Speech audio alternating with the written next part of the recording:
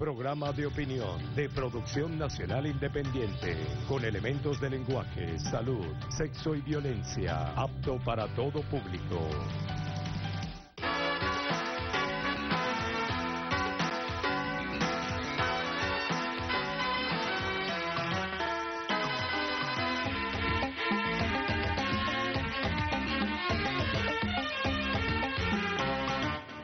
Amigas y amigos, si en Venezuela existiera una oposición verdadera, profundamente crítica de la gestión del gobierno, como tiene que ser, pero al mismo tiempo responsable, con un comportamiento ajustado a derecho, el país no habría vivido los graves episodios del golpe del 11 de abril de 2002, el terrible paro-sabotaje de la industria petrolera, el terrorismo y las guarimbas en distintas ocasiones. Pero uno de los dramas de la política venezolana, del gobierno de turno y de la propia oposición, consiste en no contar con una oposición seria, confiable, respetuosa del Estado de Derecho. Todo lo contrario, aquellos que la han dirigido por más de 17 años siempre han buscado los atajos para satisfacer la obsesión de asumir el poder como sea, a como dé lugar. Esta verdad incontrovertible es la causa de infinidad de actos atentatorios contra las instituciones democráticas y la paz de la República. Es lo que explica, por ejemplo, que cuando se dieron las condiciones para normalizar la situación nacional y crear reglas de juego civilizadas entre gobierno y oposición, tal posibilidad se frustró. Esto ocurrió cuando Nicolás Maduro triunfó electoralmente, llamó al diálogo, convocó a la oposición a Miraflores y ésta despreció la oportunidad. Simplemente la banalizó, la ridiculizó y la respuesta fue el llamado a la violencia por boca del candidato presidencial derrotado. Otro momento estelar para el manejo de la política en el marco del respeto mutuo de los protagonistas surgió con motivo de la victoria electoral de la oposición el 6 de diciembre de 2015, cuando obtuvo el control del Poder Legislativo. En esta oportunidad se abría la posibilidad para un funcionamiento democrático, de control y de colaboración de los poderes públicos, pero el éxito se convirtió en un presente griego que condujo a los dirigentes de la oposición a considerar que estaban a las puertas de alcanzar el poder total. Las consecuencias de tan desmesurada evaluación del logro opositor en las urnas electorales las está viviendo el país de manera dramática. La directiva de la Asamblea Nacional pretendió extralimitar sus funciones y operar como poder alterno para entrabar la función del gobierno legítimamente constituido. ¿Cuál fue el resultado de esta temeridad reveladora de la carencia de una conducción inteligente y realista? Que el choque abrupto ha desgastado a la Asamblea Nacional, la ha minado en la percepción de la ciudadanía. La institución ha perdido legitimidad y credibilidad al extremo de que actualmente se encuentra en un callejón sin salida. Ha dilapidado una oportunidad excepcional de convertirse en factor de equilibrio, en instancia de diálogo, para jugar un papel desestabilizador que la nación rechaza en las actuales circunstancias en que pide diálogo y paz. Una pausa y al regreso converso con el dirigente nacional del PSUV, Elías Howard.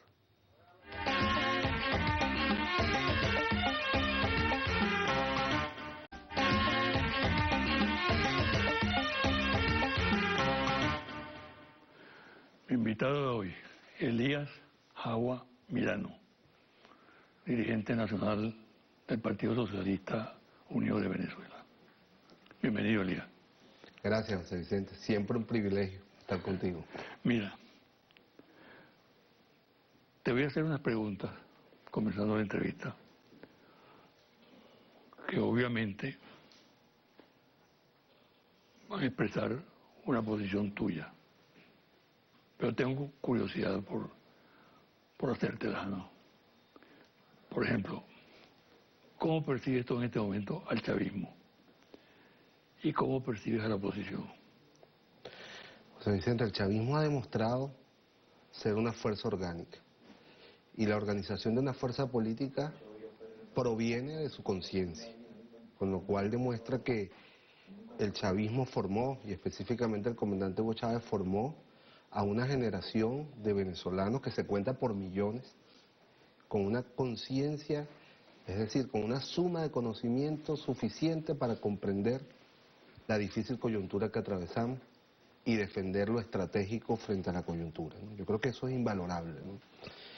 El chavismo movilizado, consciente, con unidad de mando en torno al liderazgo de Nicolás Maduro. Y por otro lado, una oposición total. Y el dato crítico, por ejemplo, algo que merezca una crítica. Sobre... Yo sé que es difícil que tú lo expreses, pero... No es difícil. Las tengo bastante, claro, siempre las hago en el ámbito de mis elementos naturales, ¿no? Yo creo que el chavismo en esta época no puede perder dos cosas fundamentales que le dieron origen, ¿no? En primer lugar, su batalla contra la corrupción. Yo siento que hemos rebajado el nivel de lucha, de combate por una nueva ética socialista, ¿no? Y eso a la larga puede ser peligroso. Creo que eso es un elemento sobre el cual debemos prestar atención, ¿no? Y el segundo, no detener, por más fuerte que sea la confrontación y la agresión, el proceso de democratización de la sociedad venezolana, que es uno de los grandes valores que trajo el chavismo a Venezuela. La democracia verdadera, auténtica, y la democratización de la sociedad en todos sus aspectos. La oposición. Bueno, sin una estrategia para la táctica, sin una táctica para la coyuntura, sin un proyecto estratégico que puedan presentar, porque lo tienen que ocultar, pero es el proyecto de Temer, es el proyecto de Macri, pero por lo tanto mientras no estén en el poder no lo pueden presentar, aunque en las leyes que han venido aprobando hay visos de lo que sería la restauración neoliberal en Venezuela, de ellos llegar al poder.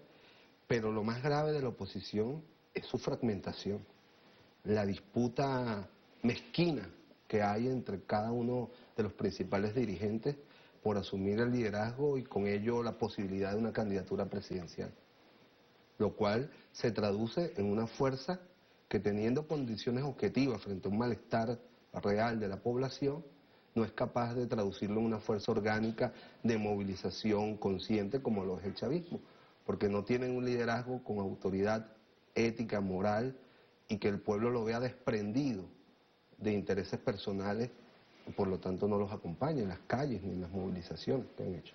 Ahora, Elías, son tan antagónicos estos dos sectores que es imposible el diálogo.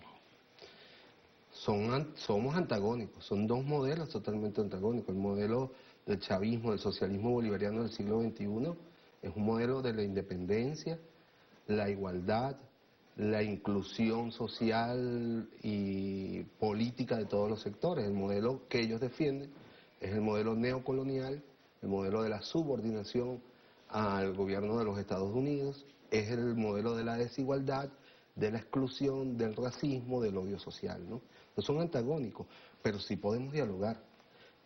Pero no solo que podemos, el país necesita que dialoguemos, José Vicente. Yo creo profundamente en eso. ¿Qué es para ti el diálogo, pues?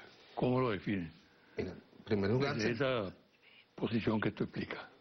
La posibilidad de llegar a unos mínimos entendimientos que pasan por el reconocimiento de las fuerzas que somos. Es decir, ellos no pueden seguir empeñados en negar al chavismo y tener la ilusión de que pueden borrar al chavismo de la faz de la tierra de Venezuela. Ese peligroso odio de clases que especialmente Ramos Alud ha motorizado en los últimos tiempos es muy peligroso para toda la sociedad venezolana. Y nosotros también tenemos que hacer elementos de reconocimiento político que nos permitan en esta coyuntura que, uno, avanzar en el tema de la justicia y la verdad, que es un tema pendiente de la sociedad, dado los acontecimientos violentos que han ocurrido en los últimos años. El respeto y el reconocimiento de los poderes públicos, entre todos. La normalización de la vida institucional del país. Tres, que cese la injerencia internacional por parte promovida por la oposición venezolana, que tiene sus repercusiones además en el ámbito económico, el cerco financiero, el desprestigio internacional al que someten al país permanentemente, ¿no? Y cuarto, la posibilidad de una tregua que nos permita avanzar en la solución de los problemas económicos y que el pueblo venezolano no siga sufriendo las consecuencias de este conflicto político que es histórico, que es antagónico, pero que puede, y se ha demostrado en el 2006, yo siempre así lo reconozco, a Manuel Rosales, que cuando reconoció la victoria de Hugo Chávez, se abrió un largo periodo de estabilidad política en Venezuela y como consecuencia de ello un largo periodo de prosperidad, de crecimiento, de ampliación del consumo. Ese dato histórico que tú aportas influyó para que se tomara la medida que favorece a Rosales.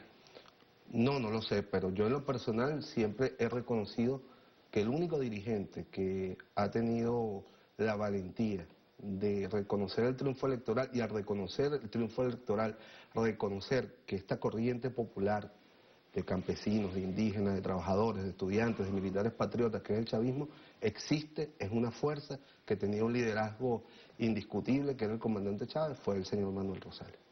En el contexto del diálogo y en los personajes y los factores que intervienen, planteándolo, reclamándolo o bien negándolo, se ha requerido la participación del Vaticano, tanto el gobierno como la oposición. Y, circunstancialmente, coincidiendo con ese planteamiento, el Papa Francisco designa cardenal a Baltasar Porra. Y la Compañía de Jesús, en su evento que realizó, designó general de la orden a un conocido nuestro, ¿no?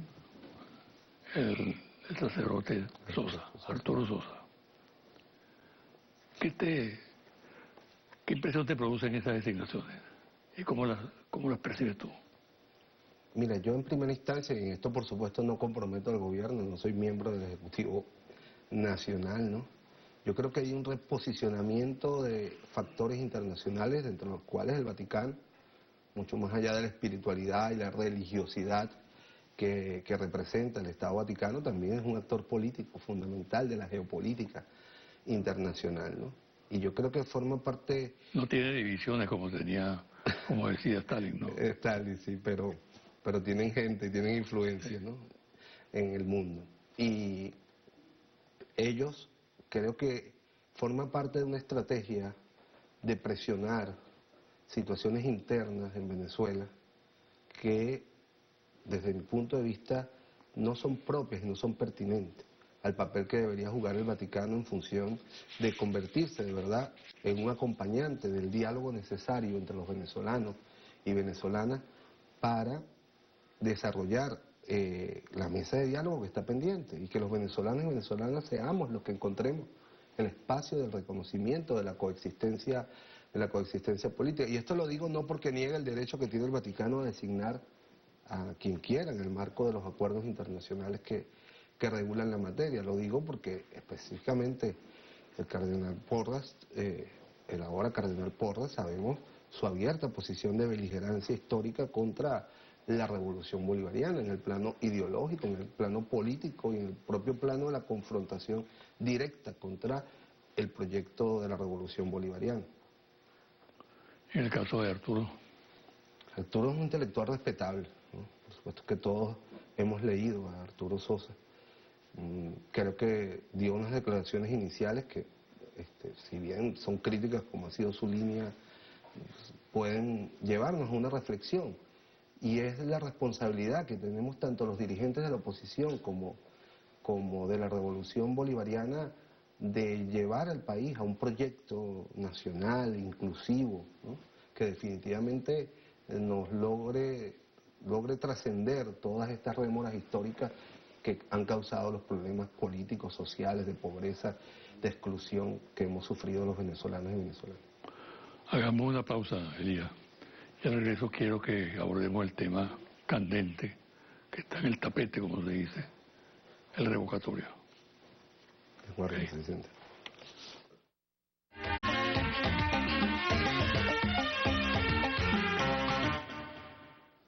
Elías, ¿cómo asumes tú el revocatorio? Pero fíjate, algo previo. Hay sectores y dirigentes políticos que declaran que si no hay revocatorio no hay diálogo. Es decir, colocar prácticamente como una condición sine qua non que haya diálogo, ¿no? Yo creo que es una manera de torpedear el diálogo. Pero en todo caso, representa la opinión de un sector del país. Para Elías Jabas, ¿qué es el revocatorio políticamente? Fíjate, En este momento, en este contexto. Claro, en primer lugar es una opción constitucional, ¿no? Pero yo lo plantearía al revés de esos sectores que tú señalas, ¿no? Yo creo que para que haya un revocatorio que signifique una opción democrática y que contribuya a la estabilidad política del país, tiene que darse en el contexto de un diálogo. Así fue, y tú fuiste testigo de sección, José Vicente, el referéndum del año 2004. El referéndum 2004 estuvo precedido de la mesa de diálogo que se instaló con el acompañamiento de la Organización de Estados Americanos y el Centro Carter, que tú dirigiste por parte del gobierno nacional.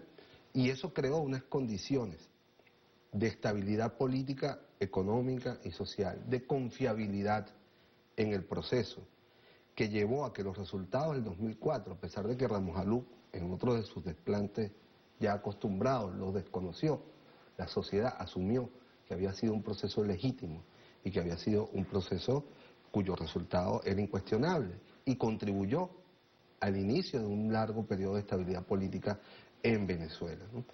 En un contexto de alta confrontación, de conmoción económica, de desconocimiento mutuo de los poderes públicos, un referéndum revocatorio, desde mi punto de vista, contribuiría peligrosamente a una escalada del conflicto político en Venezuela. En este momento es un hecho que, mejor dicho, ¿se va a realizar o no se va a realizar el revocatorio? Bueno, mira, hay opiniones que dicen que definitivamente está descartado, ¿no? Hay otras opiniones que dicen que no, que se va a realizar este año. Este año ya no se va a realizar porque el Consejo Nacional Electoral, digamos, estableció que de recogerse la firma, y eso está dependiendo de un conjunto también de acciones judiciales que están en marcha de las personas que les fue usurpada su identidad o a sus familiares fallecidos, un grave delito el de la usurpación de identidad, ¿no? Y que finalmente están pues querelladas contra la MUC, contra sus dirigentes por haber usurpado su identidad. Decisiones judiciales que pueden producirse. Sí, sí, están en pleno desarrollo, como diría Walter Martínez, ¿no? Pero, entonces, pero más allá de eso, yo te insisto, el revocatorio en estas condiciones de conmoción económica, de alta conflictividad institucional, no tendría un resultado positivo para la estabilidad, para la paz de Venezuela. Por el contrario, sería muy peligroso para la paz interna del país, para la tranquilidad de la familia venezolana. Persiste efectivamente en varios sectores del país. Inicialmente se vio así, la tendencia a utilizar el planteamiento del revocatorio como un factor de desestabilización más en el país, ¿no? Como un recurso para colocar la violencia de nuevo en la calle. Si no llegase a ocurrir el revocatorio este año, como lo plantean estos sectores, hay el riesgo de una insurrección popular, de un movimiento de orden golpista contra el orden constitucional.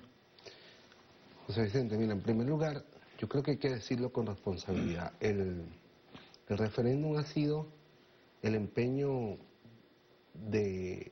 o parte del conflicto interno de la oposición, ¿no? Es una propuesta enarbolada por Capriles, incluso mucho más allá del consenso dentro del Primero Justicia, con la finalidad de enarbolar una bandera que le permitiera a él asumir la eterna candidatura presidencial que parece aspirar dentro de la oposición venezolana, ¿no?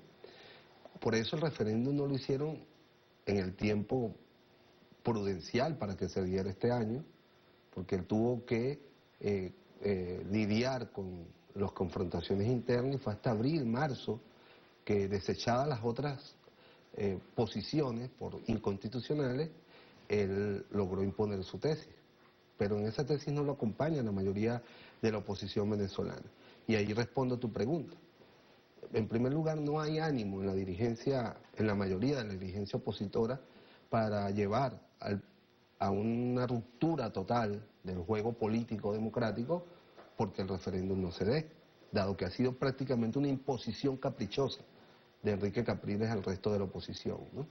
Y en segundo lugar, la población, digamos, siente más interés en que haya un mínimo de coexistencia política, de estabilidad política para solucionar los problemas económicos, que es lo que realmente a la familia venezolana en este momento está angustiando, pues, ¿no? La posibilidad de que en el mediano plazo pueda recuperar lo que logró en la primera década de la revolución, ¿no?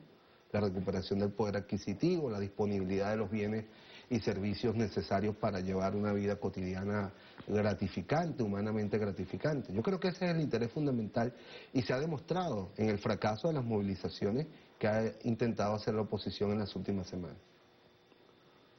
Sin embargo, Elías, persiste por parte de sectores que para algunos son importantes cualitativamente o cuantitativamente también, la idea que no abandonan de un golpe contra el orden constitucional, ¿no? Yo desde luego descarto esa posibilidad, ¿no? Porque para que se produzca ese hecho, primero hay que tener calle, hay que tener la posibilidad de movilizar al pueblo en esa dirección. Y eso está negado completamente. Por otro lado, hay que tener cuartel. Hay que tener una incidencia fuerte en la Fuerza Armada Nacional Bolivariana. Y sabemos que no existe. Sin embargo, hay la persistencia, la campaña sistemática, una especie de guerra de guerrillas para crear la desestabilización y preocupar a la ciudadanía, que afecta indudablemente algo muy importante que es la cuestión económica. Entonces, yo creo que ese tema está en este momento en la discusión para mucha gente y crea zozobra, crea angustia en el país. Sí, se busca la permanente inestabilidad política del país para evitar la recuperación económica. Porque fíjate, se pretende llegar al poder, la dirigencia contrarrevolucionaria en Venezuela pretende llegar al poder no sobre la base de un convencer a los venezolanos y venezolanas de un proyecto político de país, de construcción del país, como lo hizo Hugo Chávez en 1998. Hugo Chávez no jugó a la destrucción del país en el 98 para llegar a la victoria del 6 de diciembre. Hugo Chávez planteó una propuesta, la agenda alternativa bolivariana, ¿no? Y se fue por todo el país planteando la agenda alternativa bolivariana y la propuesta constituyente, un nuevo proyecto del país, la refundación del país. Y con eso conquistó a las grandes mayorías que lo acompañaron hasta el 5 de marzo del año 2013 y que lo siguen acompañando en su idea, en su pensamiento, en su legado, ¿no? La oposición pretende llegar al poder sobre la base de la destrucción del país, de la angustia del país. Mientras más gente en la cola haya, mejor para ellos, porque sienten que es su plataforma para llegar al poder. Mientras más violencia criminal haya, para ellos mejor, porque creen que es la forma de llegar. Y mientras más la puedan potenciar y mientras más puedan enviar mensajes al exterior para intentar el aislamiento internacional de Venezuela, no solo político, sino también financiero, para ellos mejor, porque ellos se han convencido de que la única manera de llegar al país es por la vía del daño, la angustia y la zozobra de la sociedad venezolana. Efectivamente, eso que pudiéramos llamar el síndrome de Sansón, ¿no? Destruir el templo y que se muera todo el mundo, ¿no? Se muera todo el mundo. Bueno, está presente, probablemente, ¿no? Ahora... Es muy irresponsable para una dirigencia política. Totalmente. Muy irresponsable. Eso me lleva a plantearte lo siguiente. Un drama para el chavismo, para el proceso bolivariano, ha sido no contar con una oposición confiable, ¿no? Democrática, que permita avanzar sin la amenaza permanente de la conspiración, de la subversión, que distrae recursos y crea angustia y zozobra en la sociedad. ¿Tú crees que el chavismo ha hecho lo necesario para lograr estimular una oposición en el país? Eso es un debate. Yo en particular creo que no le corresponde al chavismo promover o crear una oposición. ¿No? La oposición tiene que surgir de un proyecto auténtico, de un trabajo en el seno de las masas, de un trabajo de concientización, de convencimiento a las personas de que tienen un proyecto alternativo mejor que la revolución bolivariana y un proyecto más justo, que no lo tienen, porque su proyecto es el proyecto neocolonial, neoliberal, que ya hemos visto, como de manera impúdica en pocos meses se ha implantado, se ha restaurado en Argentina y en Brasil, sin ningún tipo de contemplaciones. Despidos masivos, privatizaciones, aumento de los servicios públicos, flexibilización laboral, congelación de la inversión social.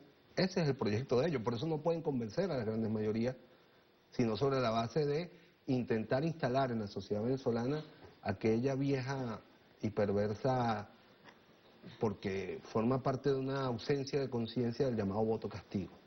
O sea, yo te voto porque la situación está mal y escojo al otro, no importa si lo va a hacer bien o no. Eso es lo que ellos quieren instalar en Venezuela. Ahora, José Vicente, la oposición venezolana ha contado con algunos dirigentes y algunas organizaciones que lo han intentado establecer una oposición democrática en el marco de las reglas, pero han sido aplastados, estrangulados por ciertos sectores de los medios de comunicación, por los dirigentes más inmaduros y más extremistas de la oposición. Lamentablemente, cuando nos ha tocado conversar o en estas conversaciones exploratorias, siempre le hemos dicho a algunos de esos dirigentes, ustedes tienen que dar un paso a favor de la paz de Venezuela, de la recuperación del juego democrático en nuestro país. Ustedes no pueden seguir chantajeados por los sectores más inmaduros, más radicales y más transnacionalizados o intervenidos por el tutelaje extranjero en Venezuela.